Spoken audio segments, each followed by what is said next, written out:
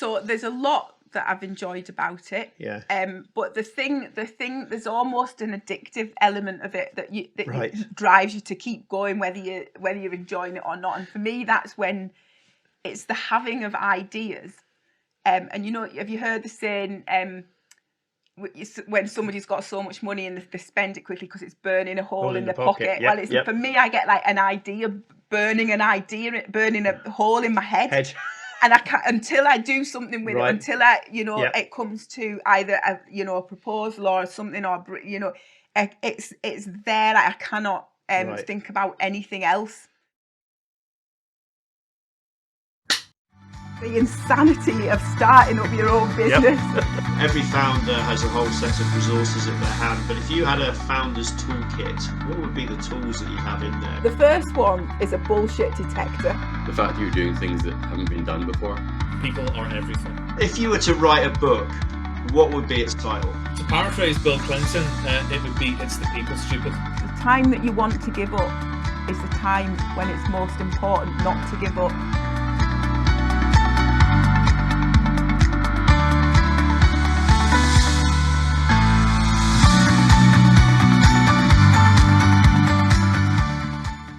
Hi everyone, welcome back to the channel. In today's episode, we're going to be speaking with Saffron Grant, who's the founder of Digital Construction Skills. Saffron and her team work across the construction sector, introducing digital skills, digital techniques and digital tools to an industry that's going through quite a rapid and radical change. It's going to be interesting talking to her about some of the challenges that are specific to the industry, but also some of those challenges that may be a bit more general that she's faced around building her team over the past few years. We're going to look at some of the challenges around how do you maintain your values as you grow your team? What's it like to trust your intuition? Something that often we sometimes maybe doubt ourselves on. And also, what do we mean by psychological safety? So these and several other issues we're going to tackle over the next few minutes. So without further ado, let's get on with the podcast. Great, Saffron. Thanks for joining us today to talk about your experiences as a founder. So what was your journey before you founded your company? So it was probably quite conventional and typical before that. So I studied civil engineering at university, graduated, went into my first graduate job, which was with Glasgow City Council Roads Department. I felt I needed to get out into the private sector to see a different side of the world. I found that still found it quite boring or limiting. I can't put my finger on it, but that kind of prompted me then to go and get a job on site, as physically doing things. So that was sort of out there on sort of civil engineering projects and things like that. Yeah, basically a typical graduate journey that would be expected of a graduate engineer who was setting out on the well laid out career path towards chartership, towards working your way up through the different rungs of the ladder. So you were being conventional. Yes.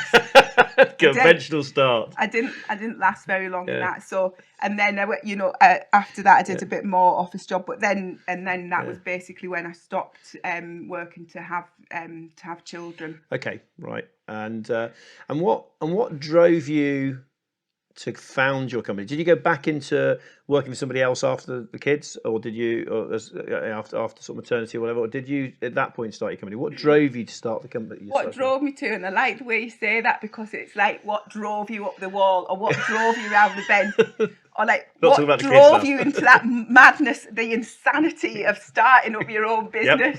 But yeah, what drove me to it was I had a toddler and a baby. And the next step on that conventional ladder would have been to go back to work, either part-time or full-time, put the kids into childcare, etc., etc. But I just didn't want to leave them. I didn't want to, it just didn't feel right.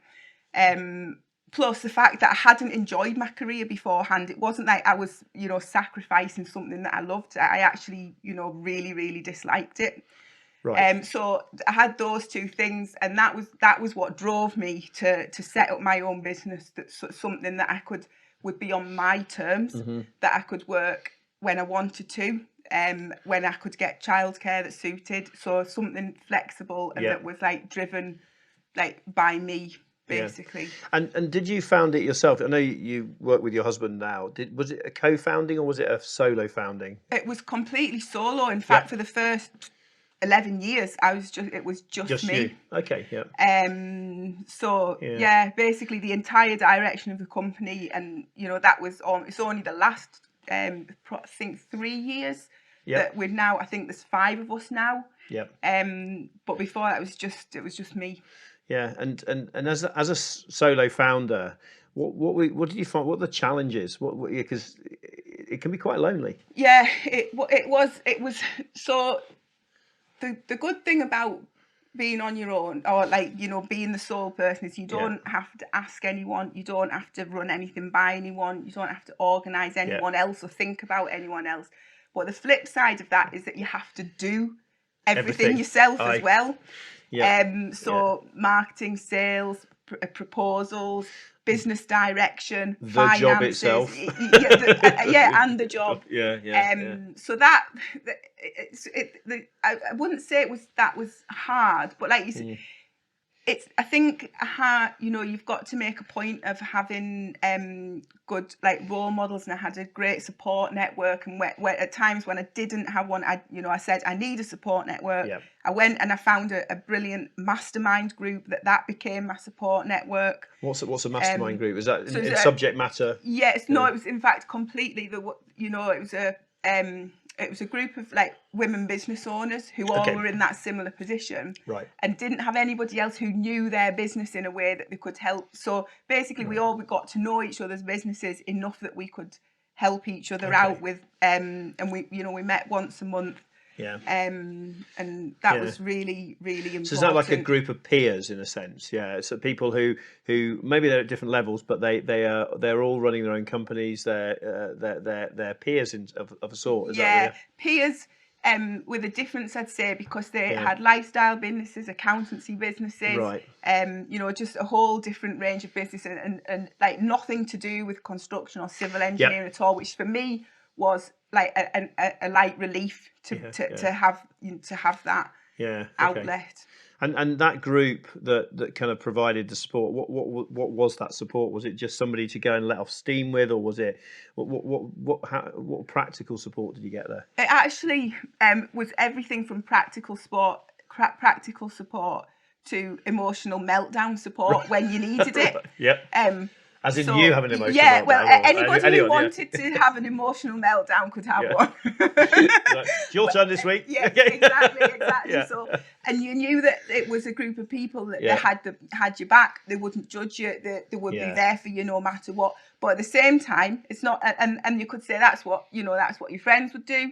But at the same time, there was the practical side of it as well. So one, you might go along and say, right, by the end of this meeting, what I'd like to have is a clear direction on what I want to achieve in the next month, or we'd always celebrate each other's successes first of all. So that's another thing that when you're on your own you forget to do. You could go for years without actually looking back and going, actually I did really well there. That was a good job. But to do that on a monthly basis with other people who are rooting for you was really, really important. And are you still in contact with any of them? Yeah. And how long has that been? It only stopped at lockdown. Okay. Yeah. And before that, it was how long? It was a few years before that. And I mean, it was in Edinburgh, and I live in Glasgow. And for me, it was worth taking an entire day out every month to make that journey, have the reflection time, spend a couple of hours, come back.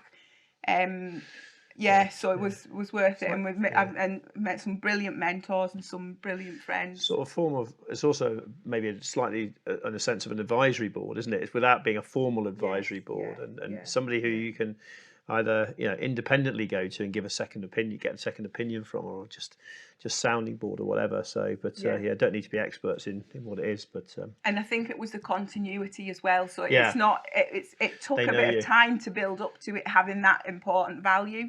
So at the first, it's when you get to know each other's businesses. Yeah, how important was trust in that? Because I guess you trusted them. Implicitly. Exactly. And you in that you can it's psychologically safe, and because Yeah. though those people have not got any there's no competition. You're not even in the same towns or business domains or anything. You're literally only there to support each other. So and you know those people wouldn't have been in that group if they weren't there for that reason. So the trust came quite quickly. Yeah, that phrase you said, psychological safety. It's a phrase I've heard a few times recently, and in fact before, over the time.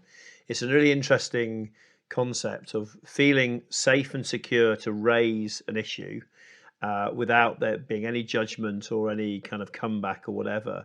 Now you're talking about doing that with a peer group, of outside peer group. I guess in an organisation itself, there needs to be psychological safety as well between the different employees and partners or whatever, So no. I mean, it's something that I and make a point of creating in my own business. But something that you in some companies completely alien in the construction industry. So and that's why it's so important. Yeah, because let's talk about that environment, because you just highlighted a sort of a juxtaposition of something that's important that maybe is difficult in the construction sector. Is there a sort of a knocking of heads there? Why is that difficult in the construction sector? It's just and I've kind of thought about this a lot, because what you would say, why is it so bad in one sector? Yeah. And there's a dominance hierarchy. Okay. So when, many years ago, as the construction industry evolved, that served the construction industry well. It was important. It was needed. It's like if you were in the Navy, you couldn't. It was important. Yeah. However, the rest of the world has evolved away from that rigid need for it. Yeah. But the conditioning in the construction industry is so entrenched that it's still seen as a survival mechanism or a necessity. Yeah. Because it's so dominated by a certain mindset that's hard to get away from the inertia. So how difficult was it being your digital construction, and digital is a fast moving, fast evolving subject area. How difficult is that, founding a company like that in the construction sector, which maybe isn't quite as fast reacting? The problem with the dominance hierarchy in the industry is that it's suitable and it's good for making simple decisions. Right. So it would serve a tribe well when simple decisions need to be made. Yeah. It's a good method of being. Yeah. Whereas when it comes to complex decisions, it's not as effective. But if you think about how complex the introduction of new digital tools is into something that's already massively complex. Yeah. So what you've got is the need for the opposite of dominance hierarchy, but an industry that's entrenched with it. Yeah.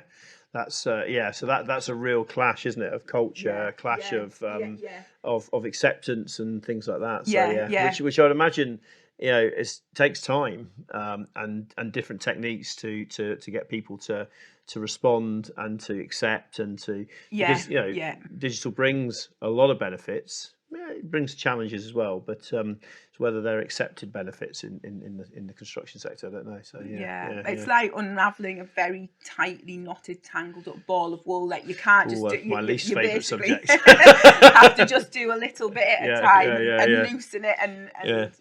So with that backdrop of a fast moving sort of sector of digital overlaying construction. So let's go back to founding, as in setting up and founding. What is it? What is it that you really enjoyed about setting up your company and the subsequent years? So there's a lot that I've enjoyed about it. Yeah. But the thing, there's almost an addictive element of it that drives you to keep going, whether you're enjoying it or not. And for me, that's when it's the having of ideas. And have you heard the saying, when somebody's got so much money and they spend it quickly because it's burning a hole in their pocket? Yep, Well, for me, I get like an idea, burning a hole in my head.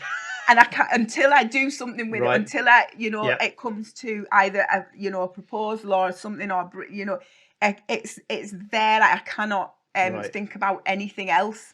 Yeah. So and I love that because So that's a good thing. That's a good that thing. is a good, because you just described something no, that sounds really painful. yeah. It's like You're burning right. a hole in it, and it's good. Okay, No, good. it's because it's and the reason it's good is because that wouldn't happen if it wasn't an idea that was going to achieve something that is massively aligned with my values. If it wouldn't be, and it wouldn't even, I'd be like, all right, no, not that. But I think it's when the two things overlap. Right.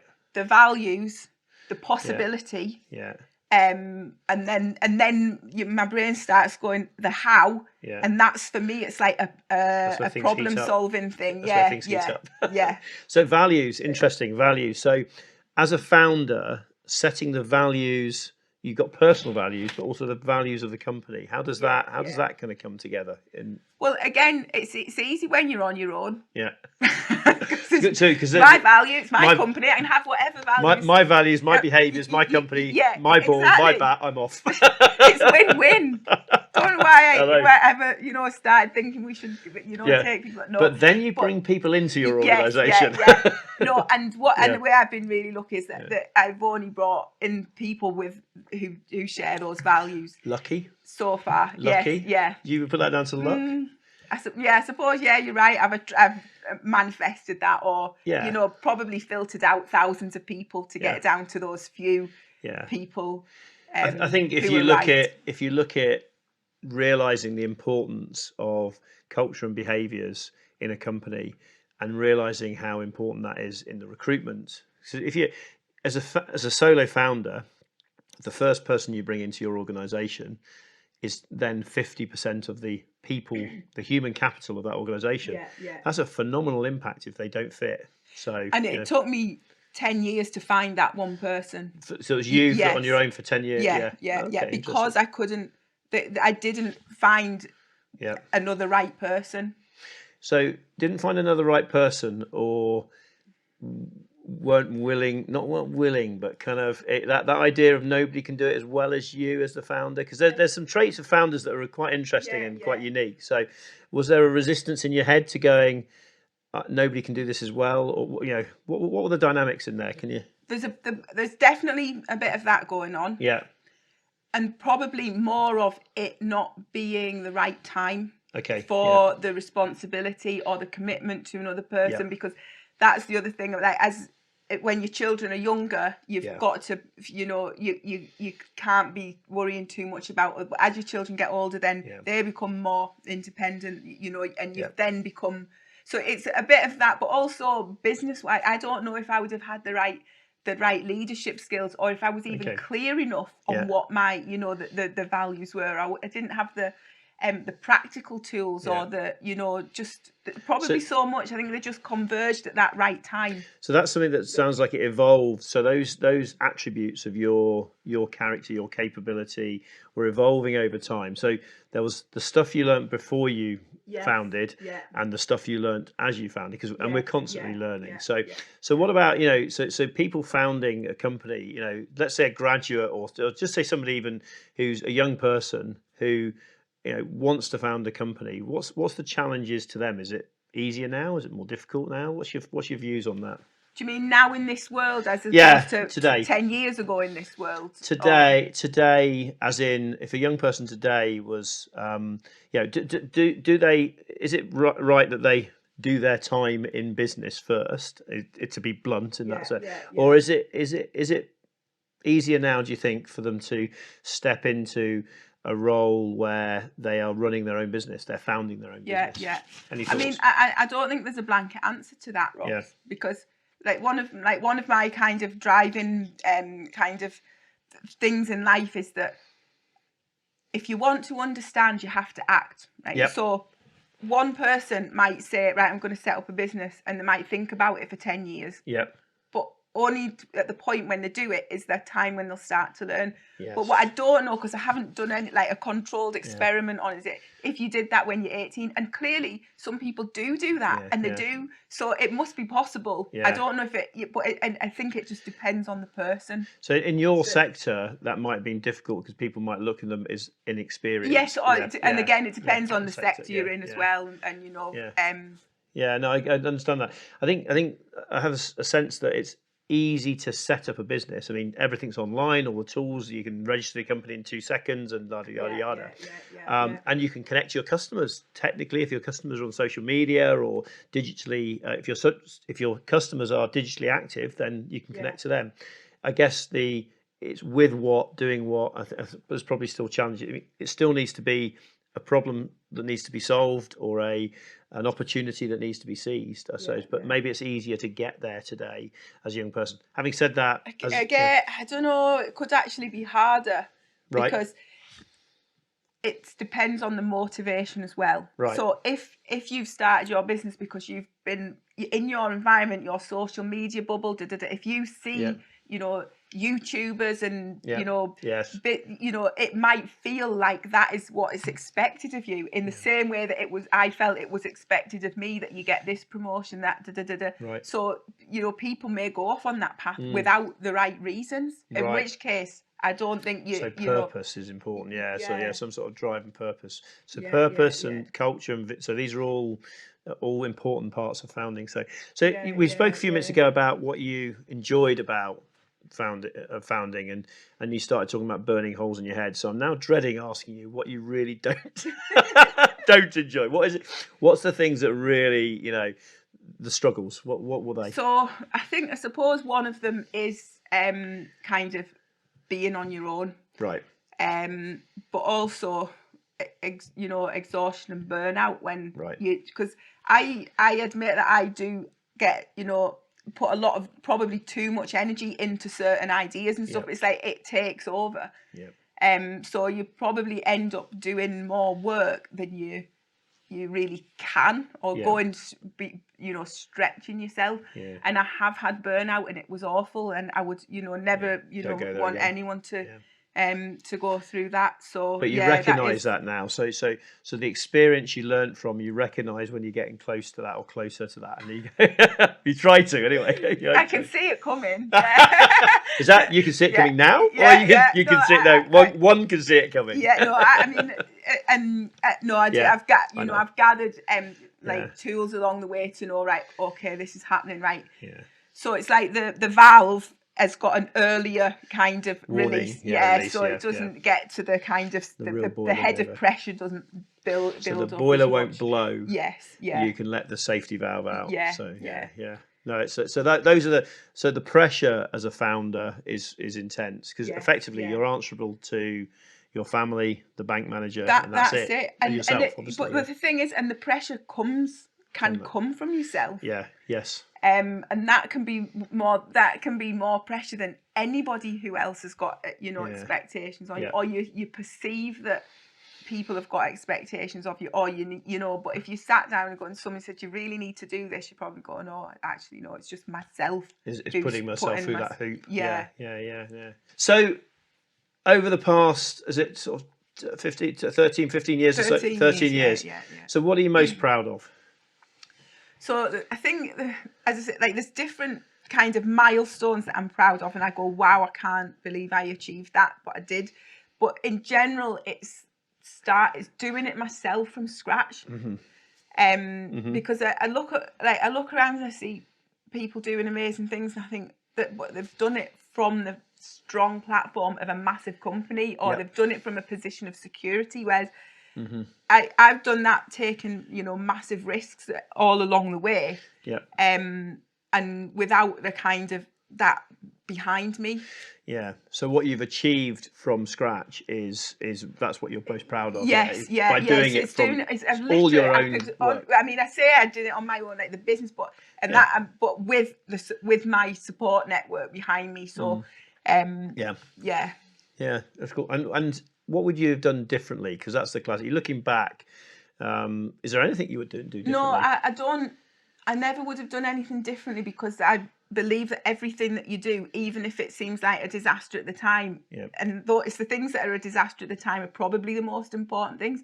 So I dread to think what would happen if I went back and changed all them. It could be big disaster. Exactly. So you've learned from those smaller disasters. Yes. So I think you've got to just they're just things that gifts to be grateful for is the opportunity to Yeah. have disasters and then learn from them and carry on. Yeah. But possibly I wouldn't beat myself up as much, or I wouldn't put as much pressure on myself. Yeah. Okay. So that's something you've learned over the years. Yeah, that's it. And it's all right to say now, I should have had more self-belief, or I should have. But it's all those things that I've done that have led to that. So you can't.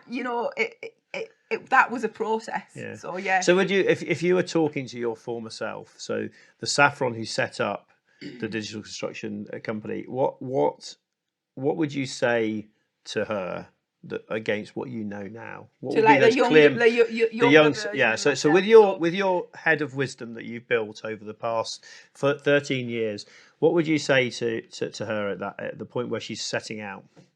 I would say that, and this isn't my saying, this is a thing that I do, but I do I often remind myself of it, is that the time that you want to give up is the time when it's most important not to give up. So that's stuff. Yeah. That's the hardest time. Yeah, that is. So that hold on in there. Yeah. It's a weird irony of that. It's like a catch-22. I don't know what the right word is, but I'd probably also say, just keep doing. Just trust that what you're doing is the right thing, and don't question it. Don't. Just trust your instinct. Believe in trust your instinct and go for it. Yeah.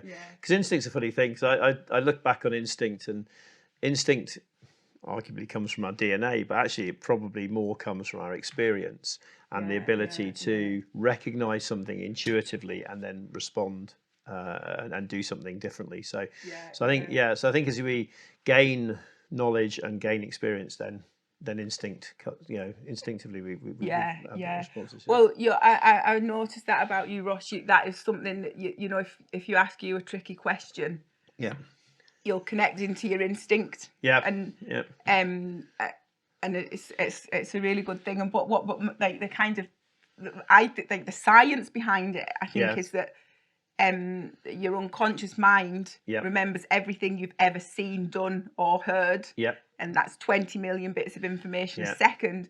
And that is infinitely more wise than your conscious mind. So it's not, you might think it's your intuition, but it's actually a massive bank of knowledge that you've got stored in there, and you can't rationally filter through it because it's squillions of things that have ever happened. So, but your unconscious mind is clever enough to do that and go, here's the answer, and that's why you can't argue with it. No, that's true. Yeah, I do try and argue with it sometimes, but I get myself tied up in knots all over the place. So.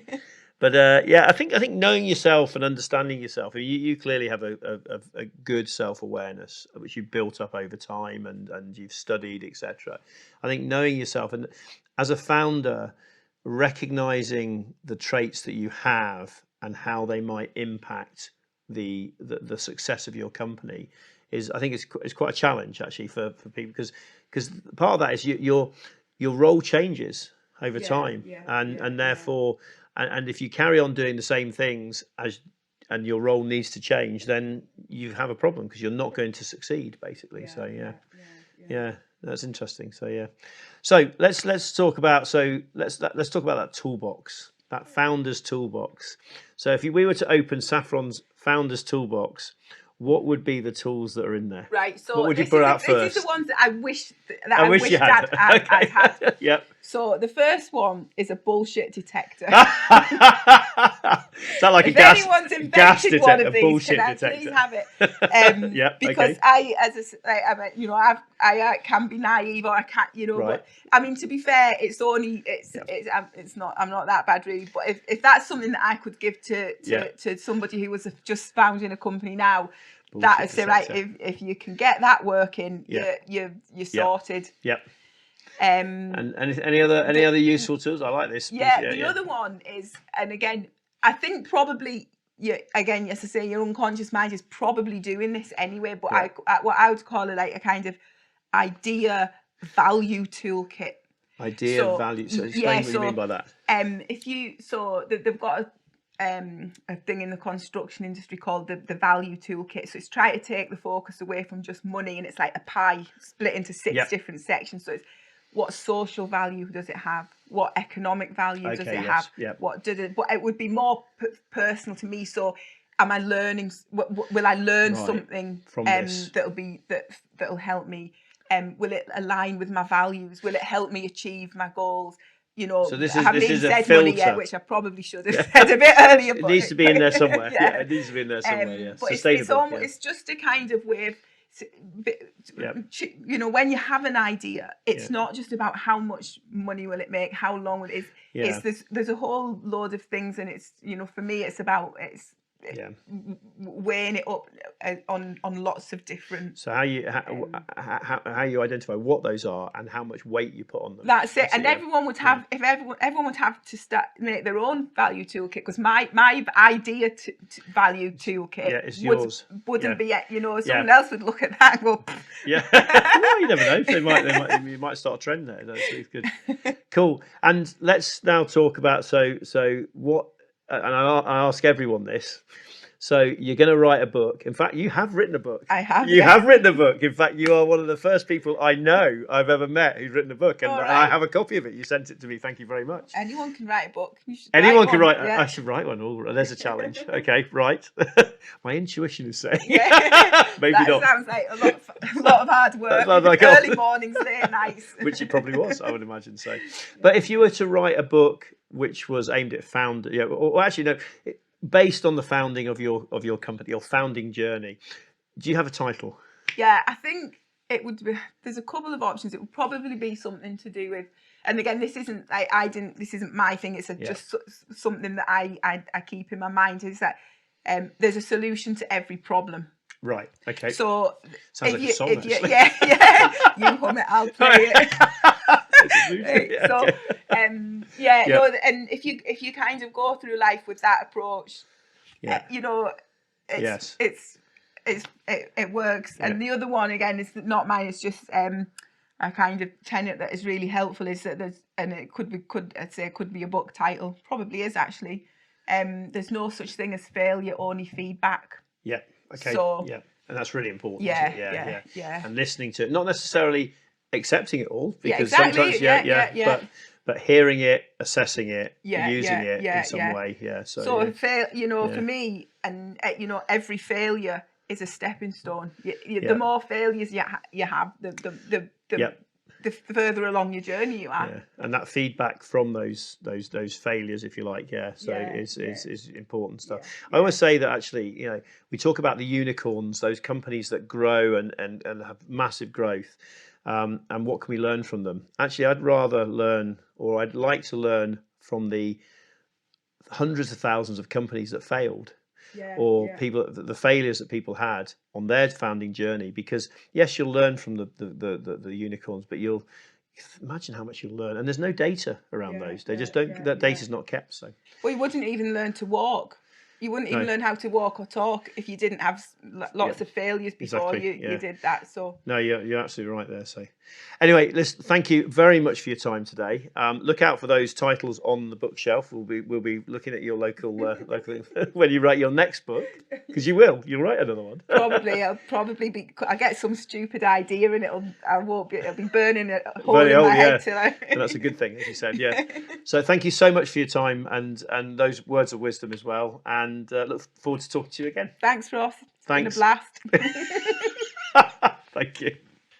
So just generally, guys out there, if you want to chat more about the subjects that we've raised in this podcast or hear about future episodes, future guests, then please join the discussion at Founder.scot. So Founder.scot. You can also follow us on Twitter. Twitter, we're on Founder.scot. That's Founder.Scot. That's also the same handle for YouTube. And on LinkedIn and on Instagram, we are on Founder_Scot.